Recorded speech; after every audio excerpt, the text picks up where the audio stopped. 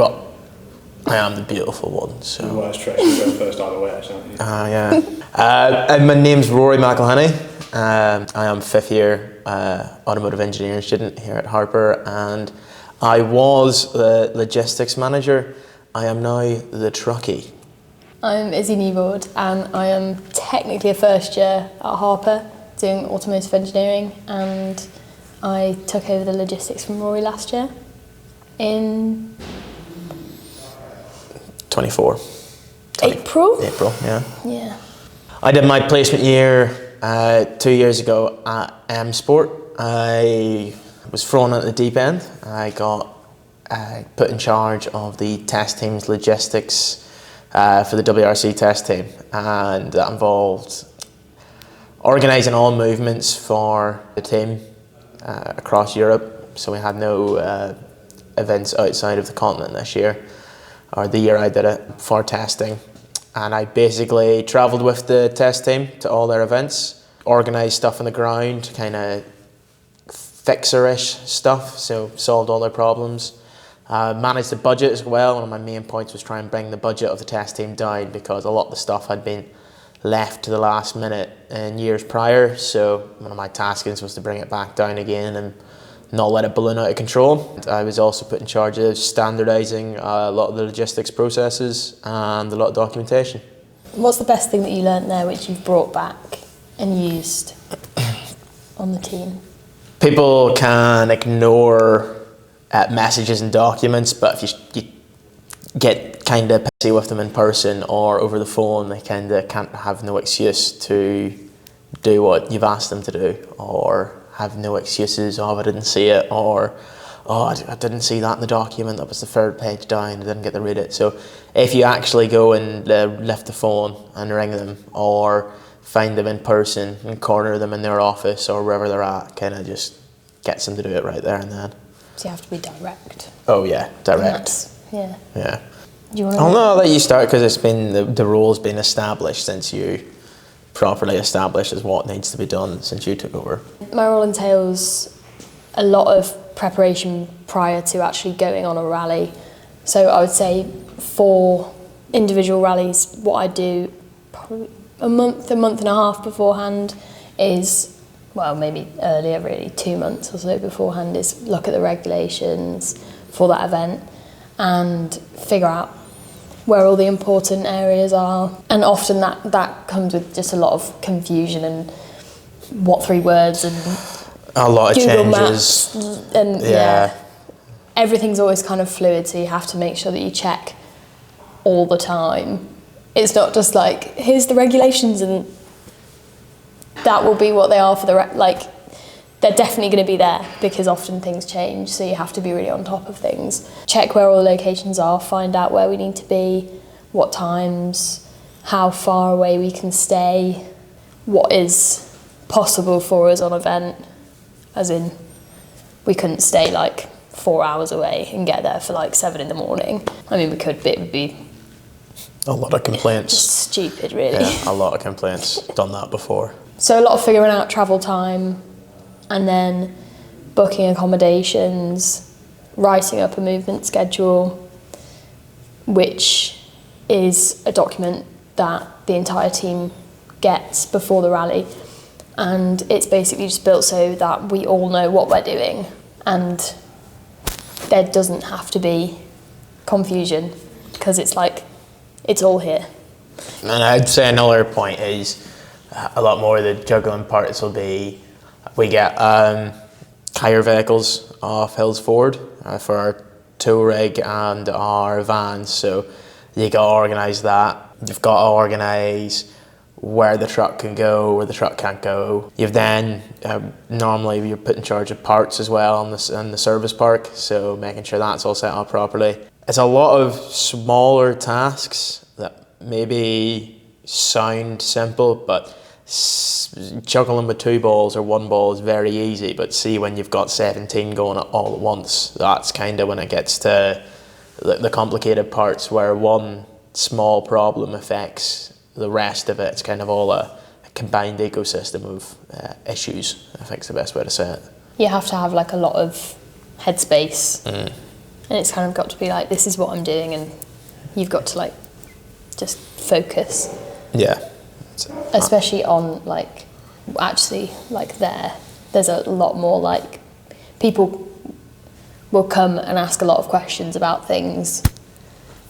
And like, I guess the job also is like being that point of contact for everyone in terms of like food, where we're staying, all of that. Yeah, kind of parenting almost the team. Another point is, when there is issues, normally you're pointed at as the person to sort those issues out. Like, if the thing that's going to get knocked is your perfect plan, like it's, if we need to stay somewhere to re-prep the car and we have to stay longer, that's then your responsibility to find somewhere we can stay longer. Be that talking to the person you're already staying with, can we stay longer at their setup in their workshop, or do we have to find a car park somewhere that we can set up and do it? Then we've also got like, just generally, I think personally for me, whenever I started, I was one of the few that had actually done rallying before. So actually how an event works, before we had set up our processes of teaching the newcomers about rallying, about the process of rallying,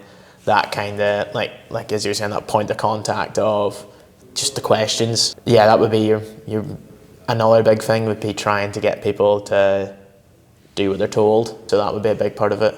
Yeah. So for the last 2 or 3 events, there was 12 or 13 of us for each. And with that many people, it's very hard to find affordable accommodation. And it's also like, so I cooked everything for the last one and put it in all the trays. And I was like, oh no, like it won't take that long. And it ended up taking me like probably 5 or 6 hours to cook the 2 batches, because it's like 24 meals. So it's a lot. It's a lot of a multiplier, isn't it? Yeah, definitely. And it's when that's kind of, I think a big part of why the movement schedule is so important is because if we have 12 people asking us 12 questions which are on the movement schedule and can be answered, then that's gonna add a lot of stress. Yeah. I don't know, like, you got to think about, like, it might be obvious to the person who's organised it, but is that obvious to a mechanic who's reading it for the first time? You got to have that effective communication on events. And then you've got the night before when we pack everything up.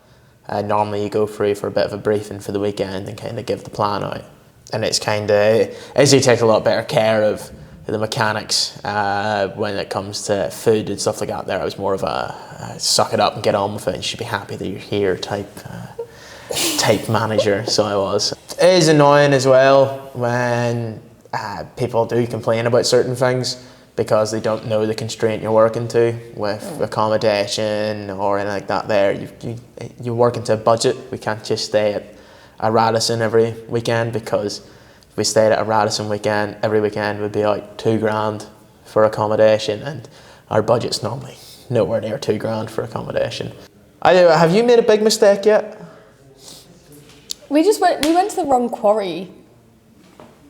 Oh yeah. But that's fairness, so not a big mistake compared to what I'm about to say. 2 quarries with the same name.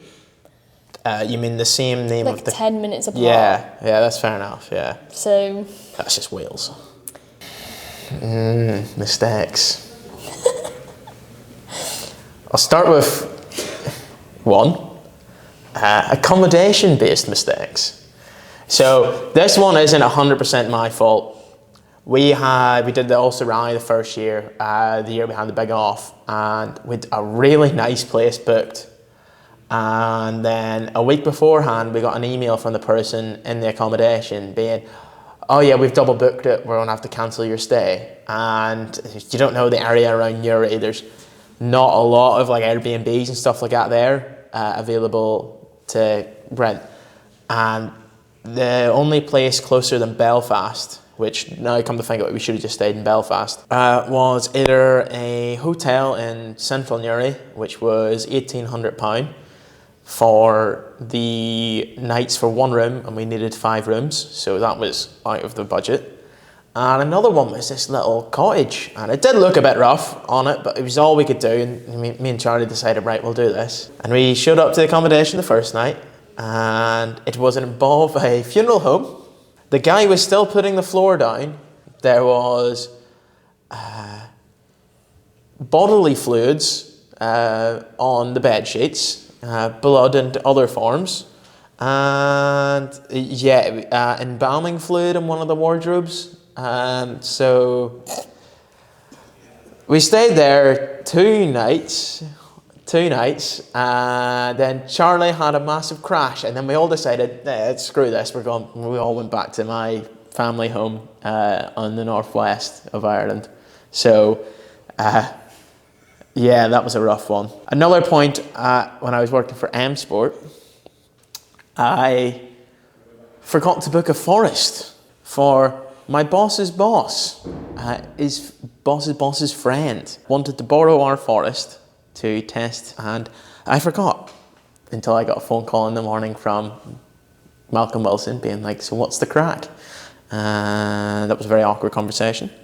I did manage to secure the forest, but it was very much a stressful morning. Yeah, and there's another one that I will not divulge that information for on camera, but that's for me to know and you to wonder about. Yeah, you've not done that bad. I put so 12 stock cubes in the cottage pie. Oh yeah, that's the same scale, so it is 12. Oh, a heart attack from all the salt. It was in the recipe. I think you're just trying to insult me to say that that's at the same level of what I did. I'm not saying it's the same level, I'm just saying that's something I've done.